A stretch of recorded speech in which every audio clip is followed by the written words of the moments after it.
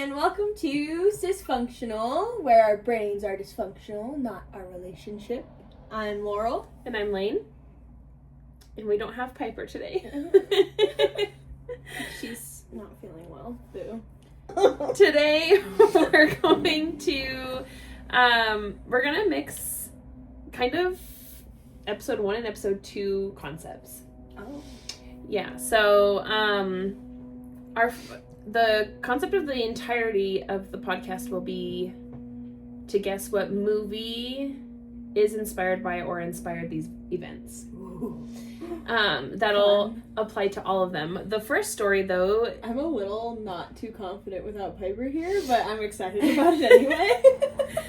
The first story, we're going to do kind of like what we did with the first episode, where you'll try to guess who committed the murder. Okay. This one, I want you to use your detective skills and ask questions. That's the only way the information's going to come out. Oh, yay. Okay. I'm really good at that. Okay, so again, there's two things, even for this first story. It applies even to the guess the movie situation, okay? What? The first story, even though you're guessing who the murderer or murderers are or is, you're going to also keep in mind that this applies to the movie concept too. Okay. Is this going to be, can I ask if it's like a well-known murderer? Oh, wait, it's not. It's a movie. Okay. Oh, wait, you're talking about guessing who, no. Right. Okay. No, but it's kind of like the first one where it's not necessarily a well-known murderer, but you'll have to guess based on the story who may have done it. Okay, so our first victim's name is Cassie Jo Stoddard. She was a 16-year-old from Pocatello, Idaho. She always got good grades. She made friends really easily. She was beloved by everybody who knew her. A lot of the people that went to school with her described her as very kind, but she was focused. So she was never one to like mess around if there was work at school that needed to be done or homework or anything else. Okay. She wasn't one to, like people would be fooling around in class and she would just be like, okay, and she'd move on to what she was doing. Okay. So she was actually going to house and pet sit for her aunt and uncle who lived on Whispering Cliffs Drive in Pocatello. This is September 22nd, 2006 is when she was going to be house sitting. She had invited her boyfriend, Matt, over to watch movies with her. They had a couple of friends at school, Tori and Brian, that were both boys, and they had overheard her inviting Matt over to house sit with her, and they were like, oh my gosh, you're throwing a party? And she was like, no, I'm not throwing a party, I'm house sitting. And they were like, so party time? And she's like, no, we're just going to be watching movies. Tori and Brian originally had other plans that evening, because when she had told them that they were going to be watching movies, she basically was like, you're welcome to watch movies with us, but like don't invite people. So they had other plans for that evening, but their plans had fallen through. And so, of course, they were like, oh, well, Cassie and Matt are watching movies. Let's just go over there and watch movies with them. So they went over to the house. The four of them started watching Kill Bill 2. Brian got up at some point to use the restroom, but otherwise they just were all kind of in the living room watching movies. And then Tori and Brian got bored, said that they were going to go watch a different movie instead. So they left. Shortly after they left, the power in the house cut out. And the dogs in the house were barking and growling at the basement door. And so Cassie and Matt were like, what is going on down there? But they were too scared to go investigate it. So Matt called his mom and asked if he could stay with Cassie at the house while she house sat. But mom wasn't very comfortable with that. So she was just like, well, invite Cassie to our house if she's scared or if there's an issue. Like, she doesn't need to be alone, but you're not staying there with her.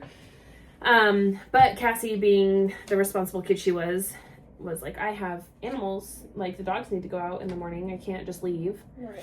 So she decided to stay. And Matt's mom came and picked him up about 11 o'clock that night.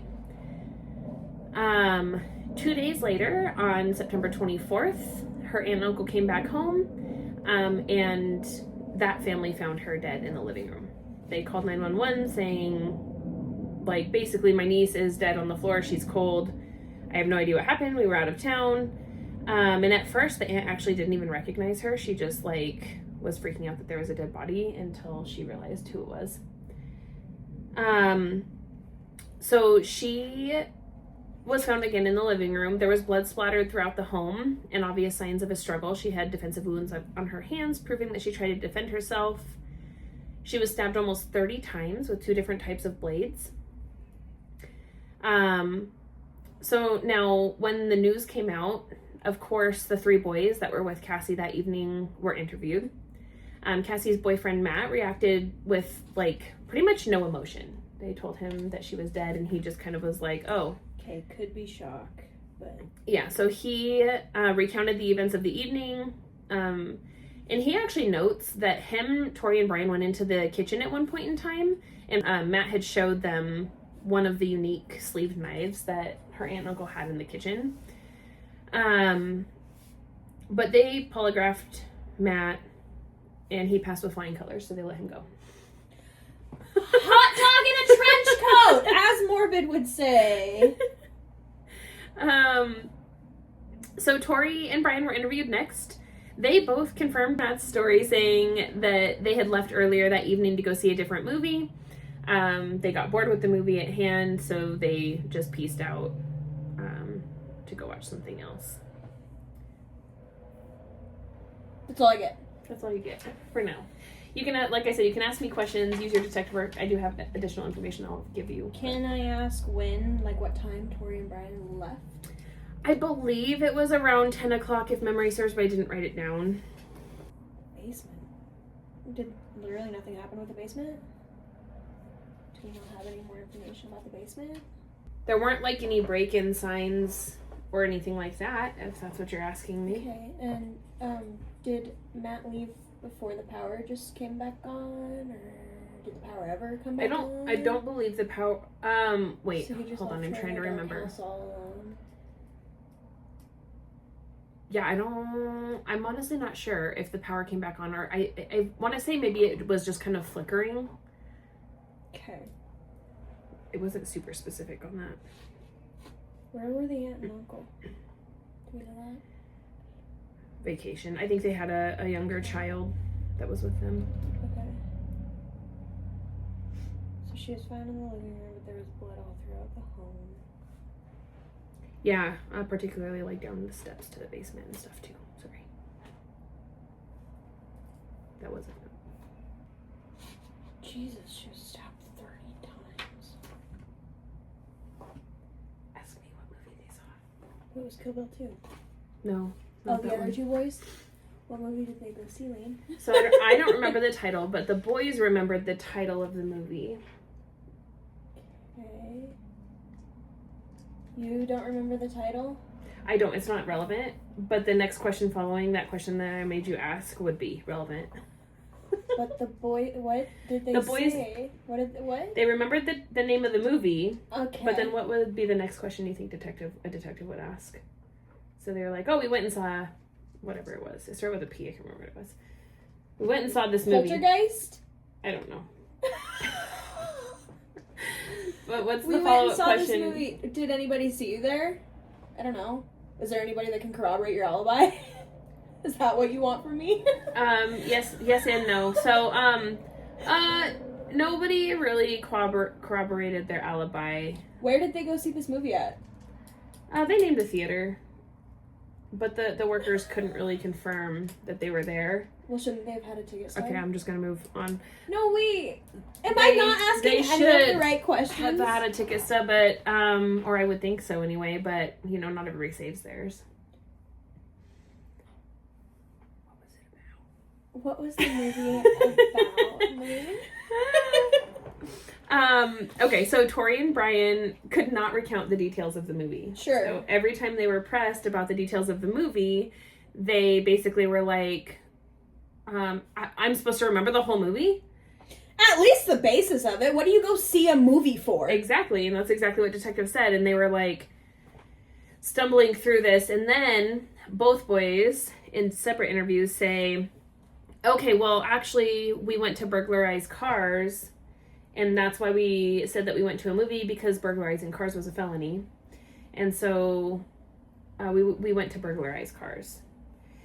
So then they asked Tori, like, well, which cars did you burglarize? What color were the cars that you burglarized? And he had way too many details. Like, oh, liar. We burglarized this blue whatever truck. Blue Honda and then Civic. we went and burglarized this red whatever car. And he was giving all these details. Well, then they asked Brian, what color were the cars you burglarized? And he said, it was dark. I couldn't tell. So now are we getting somewhere? Okay, so... Too many details is an indicator of lying, just so we're clear on that. Yeah. So, pretty much... I probably have pretty much given you the answer by now, right? So, or no, maybe not. Oh, is there one or two? Yeah, there's two. There's two. Oh, There are yeah, two. so it would be Tori. Yeah. And So- they're dumb. So, this is kind of actually where it gets pretty interesting. So, like I said, Tori stuck to his story of, like, we went and burglarized cars. He had all these details. Well, Brian was like, I don't remember the colors. And then detectives pressed him more. And he was like, it was supposed to be a joke. Like, it was supposed to be a prank. Mm-hmm. And so he sticks to, like, really we just wanted to scare them. And then we were going to go and be like, just kidding. It's us. Haha. But he says that Tori took it too far. He says that Tori was the one that, like, they went to go scare her, and then he started stabbing her, just saying, like, I just had to do it, basically. No, you never have to do that. So, well, Brian's family says, well, Brian had a whole bunch of friends before Tori came to town, and then Tori came to town, and they started hanging out, and, like, now he had no more friends. All of his friends just kind of disappeared, and Tori was really the only person that he hung out with. So they say that Tori was a negative influence and caused Brian basically to just go along with his plan. And Brian says, he threatened to kill me too if, like, I didn't just let him do it. Well, evidence actually suggests that Brian's DNA is the only DNA that they can find. His handprint on the murder weapon that was found, and his blood in with Cassie's blood. And so Tori's lawyers, of course, that's what they argued. Well, actual evidence is only linked to Brian. Brian's clothes had Cassie's blood on it. The boys had worn masks, and so Brian's mask had Cassie's blood on it. They, like, created these masks themselves. They painted them. They were really unique looking. Actually, Brian had previously written an essay for school about a school shooting with, so great, awesome, cool. Yeah, shocking detail in this essay. And it was, like, eerily similar to the Columbine shootings. And so it comes out later on that he was actually incredibly obsessed with the Columbine shooting. That doesn't surprise me. Yeah. So Tori's attorney, of course, argued Tori was influenced by Brian. And Brian was the main actor here. It's clear by the evidence. And Brian says, I didn't write that essay. Tori dictated the essay and I just wrote it down. Basically, like, Tori came up with the story and I just took and you notes. felt comfortable turning that in. Yeah, I'm not sure. After hearing what he said and reading through it, you felt comfortable turning that in as a school project. Right. Well, then Brian's the one, so because of course he broke first, so he actually led police to Black Rock Canyon, which is like a recreation site with 40 miles or more of trails. So it's just this huge recreation site. And he showed them where they tried to hide and burn all of the evidence, like the gloves, the masks, the knives they used. But along with all of that stuff, the police actually found a tape that was attempted to be destroyed, but they were able to recover it. Yeah. So this film starts by Tori and Brian apologizing to Cassie's family, basically just saying, I'm sorry, Cassie has to be the one. And yeah, so they talked about how they would carry out the crime, how there should be no laws against killing people. That's what? Yep. They list 6 people that they had been stalking and planning to kill, and the tape actually shows like some of those stalking moments. They actually like recorded them stalking people and talking about how they were going to kill them and when. So the evening in question, I mentioned earlier that they had other plans. Yeah, was it to go kill someone? It was. So they actually had stopped by a different classmate's house to kill her, and she was not home. And so they were like, her, you know? Yeah, they were like, oh, Cassie's house sitting just down the street. We'll just go pop over there and do that instead. So in the tape, they're like, it was just too perfect. Sometimes sacrifices have to be made. No. Yeah. And the really messed up part is that they had actually like filmed Cassie on that same videotape earlier in the day.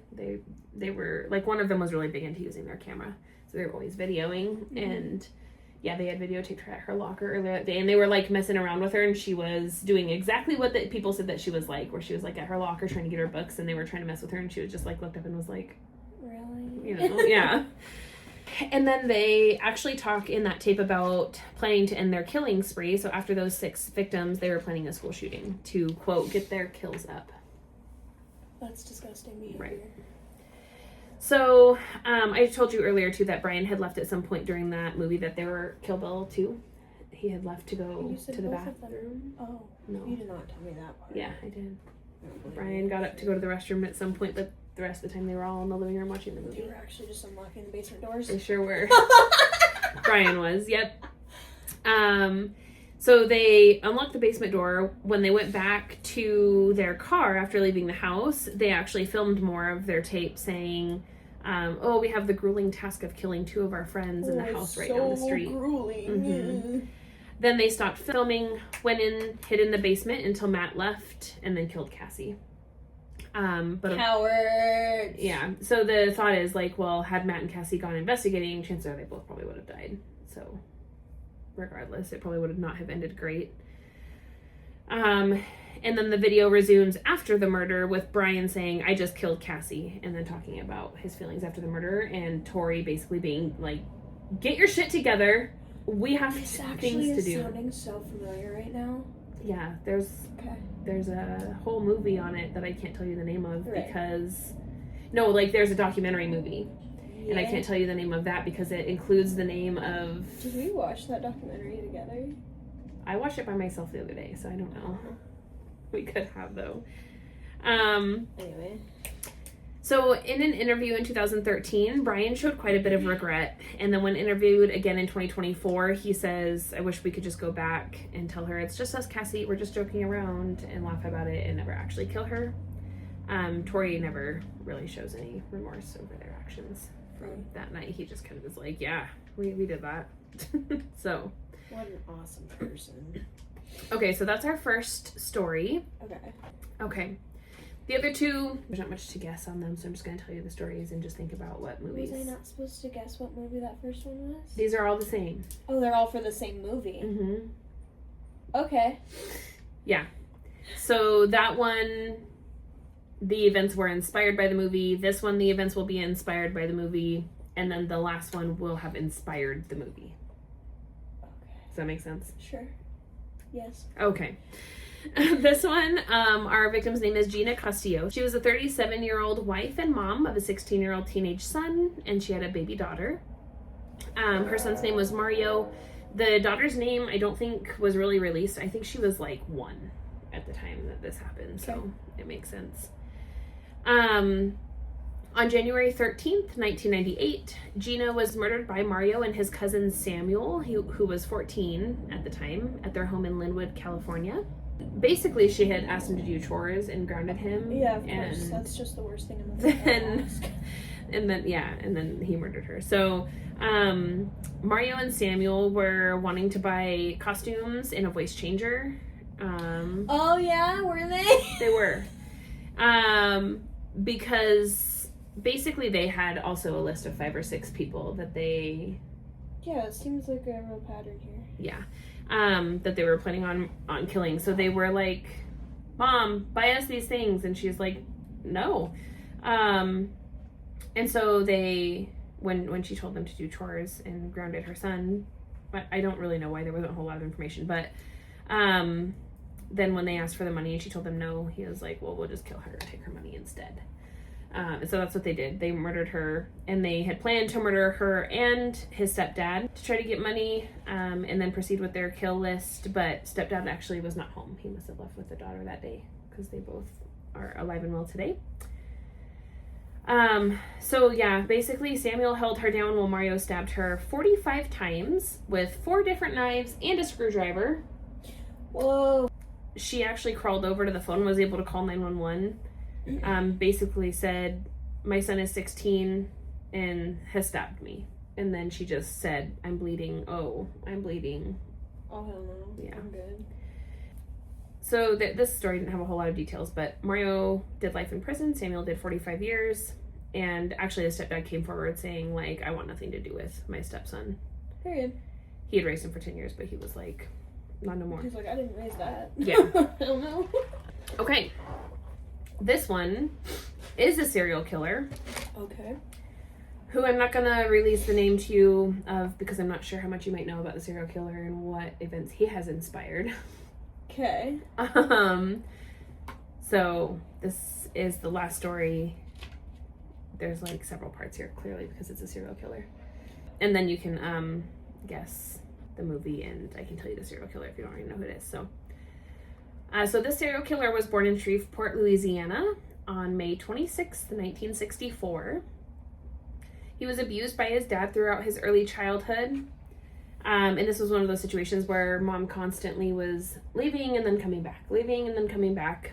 In 3rd grade, he was diagnosed with aggressive tendencies and poor impulse control. So it's clear that like all of these events kind of started shaping him to have issues with aggression. As a teen, he turned into a bit of a peeping Tom. He began drinking and was arrested twice for excessive drinking as a teenager. He eventually dropped out of high school, joined the Air Force. It's funny because when I was reading this, I was like, oh, good, he started turning his life around at a young age. Okay, apparently, the military doesn't always do that for people. No. So he joined the Air Force. He was only in for about a year and then was honorably discharged due to drug possession and a tendency to disobey orders. Wait, honorably or... It said honorably discharged when I was doing my research, but it sounds very dishonorable to me, so... But I don't know that much about these things, so. Yeah, I don't know the rules. All right. Following his discharge from the Air Force, he returned home, married a woman he had met at church. They had their first child shortly after they got married. He was only 21 when they had their first kid. And then he dealt with the pressure of fatherhood and marriage by drinking, smoking marijuana, and then, again, returning back to peeping into girls' windows. And then things only got worse from here. So he spent most of his 20s in prison for armed robbery of several different stores. In 1984, he was released from prison, but began stealing again. And this time, his crimes don't just stop at peeping Tom and stealing things. Great. In November of 1983, 3 bodies were found in a Shreveport home. And it was Tom Grissom, his daughter Julie, and then his 8-year-old grandson, Sean. Julie's body was posed provocatively following her murder, and this crime actually went unsolved for quite some time, and it seemed like the killer was going to get away with it until the next few things that I'm going to tell you occurred. So these next ones actually happened in Florida. So on August 24th, 1990, an apartment of 2 incoming freshmen at the University of Florida was broken into. Sonia Larson and Christina Powell were bound and gagged, essayed, then stabbed to death. And their bodies were also posed provocatively after their murder. Okay, the next day, August 25th, 1990, 18-year-old Krista Hoyt, a student at Santa Fe College in Gainesville, returned to her apartment only to be put in a chokehold by an unknown man that had snuck into her apartment while she was out. He taped her mouth shut, tied her up, essayed her, stabbed her, then sliced her abdomen open before posing her body and leaving. This time, after he left the apartment, he realized he couldn't find his wallet. Went back to look for it. It didn't tell me if he ever found it, but while he was there the second time, he cut her head off and placed it on a shelf, like looking at her posed body that he had put on the bed. Issues. That's getting worse. Yep. So news was, of course, getting around by this point about the murders. So students began staying in groups, sleeping in numbers, securing their apartments, locking the doors, everything else. They were trying really hard not to get killed. But despite their attempts to stay safe, 2 days later, on August 27th of 1990, Tracy Paules and Manuel Taboada, they were both 23 years old, also University of Florida students, were murdered. He attacked Manuel while he slept. And then when Tracy heard the struggle, she ran in to check on Manuel and was chased back to her bedroom by the intruder. She attempted to barricade the door, but to no avail. He was able to break through. He essayed her, stabbed her, and again provocatively posed her.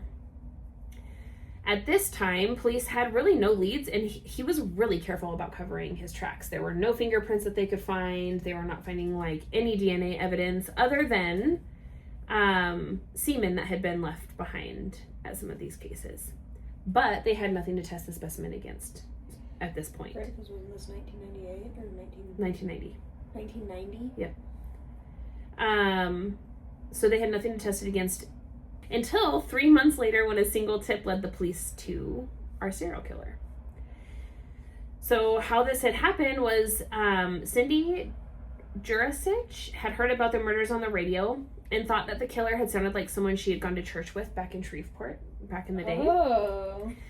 She says that this man was previously a close friend of hers and her husband's. He used to come over like every night. He would come over to hang out with them. That's horrifying to think about. Right? But she says they had to tell him that he couldn't come over anymore because one night Cindy's husband told her that basically her husband was like, he needs to get out of our house. And when Cindy was like, why? He says, well, because he admitted that he likes, quote, sticking knives into people. And of course, Cindy at that point was like, that's a red flag. And so they kicked him out. But then later on, hearing about all of this stuff later, she was like, oh my goodness, what if that's the same person? Right. And so she called Crime Stoppers and told them about this. She did. Yep. Provided them with all of this information that she had on the serial killer. And they easily tracked him down because he was, again, in jail for shoplifting. So he's out there, like, committing murders, and then he's like, I'm going to steal this. And then he gets tossed in jail so for stealing the shoplifting. Yeah, cool. Awesome. So they were able to track him down pretty easily. They did a blood test on him that matched the suspect's blood type and stuff found in the murder investigation that they were doing. He was charged with 5 counts of murder, pled guilty, and was sentenced to death. And then he died by lethal injection on October 25th of 2006. Those are my 3 stories for you. So like I said, the two victims we had, Gina Castillo and Cassie Jo Stoddard, were inspired by this movie.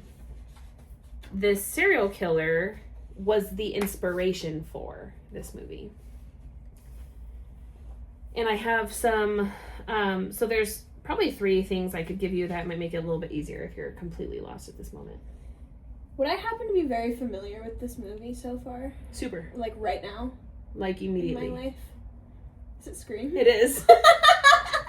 So it's so funny because you guys had no idea I was doing this. I had this put together and then you said, we're going to Scream 7. And I went, we just spent the entire last week of our lives, Piper and I, binging all of the Scream movies. With no notice that I was putting this together, and I had no idea that this was going on until it was already ready for our recording. You said mask and voice changer. That's why I looked at you and said, oh, did they? Yeah, so actually in both cases, they wore masks.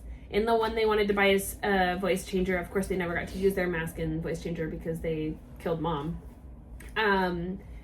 Do you know the name of the serial killer that inspired Scream? Oh.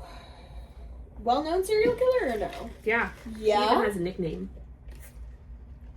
I mean, not that well-known to me, but I bet if Piper was here, she probably would have already known who this was. You're probably right. I don't remember things like this. Like, these are all new to me, even though we listen to podcasts and we watch true crime and everything else, but I still can never remember who these people are, so... I don't know. Well, I don't know that it's like, it's not as well known as like... Ted Bundy. Right. But he does have a nickname. You probably wouldn't even know his actual name. I know I didn't at first, but the nickname rang a bell. Well, it's definitely not Ghostface, right? No. Nickname ring a bell. Oh. Yeah, give me a little bit more. I don't even think that I knew that Scream was inspired by a serial killer. I didn't either.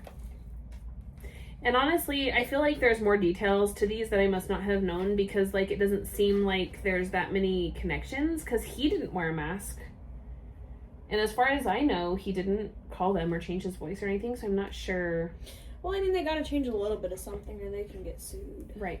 But I think also, the biggest thing was, like... Hollywood. You gotta make it a little more dramatic than it was. I think the biggest thing was, like, they were all college students, and he just, like, ran rampant through these college girls. At least for a week. Okay, well, I'll just tell you, because I don't know how to give you any more hints. So his nickname was the Gainesville Ripper. Okay. Danny Rolling. See, the name doesn't ring a bell. I think I've heard of the Gainesville Ripper. Yeah. Not very often, but... No. Yeah, so it was, like, I looked at it and was like, oh, they might know this one. And then you guys said you were watching Scream, and part of me was like, that's cool, because it just worked out so well time-wise, but also, like, it's going to be so prevalent in your minds. And I was like, crap, that sucks. Yeah, it sucks that Piper's not here today, too. I know, and then you said she wasn't going to be here, and I was like, oh. Yeah. I had one other, the one that we'll do next week, that I was like, oh, maybe I can just switch it over really quick, and so she can still be here for this one. And it would give you some time between watching it and the podcast. But, my other one's just not ready enough. Like, it's basically just bits and pieces of notes right now thrown in. And I was like, I don't think I can make this a story yet. So I need to do that more. But yeah. Good job. Yay. Yay. That's episode 3. Okay, bye. Bye. Thanks for whatever you did. Watching, listening. Bye.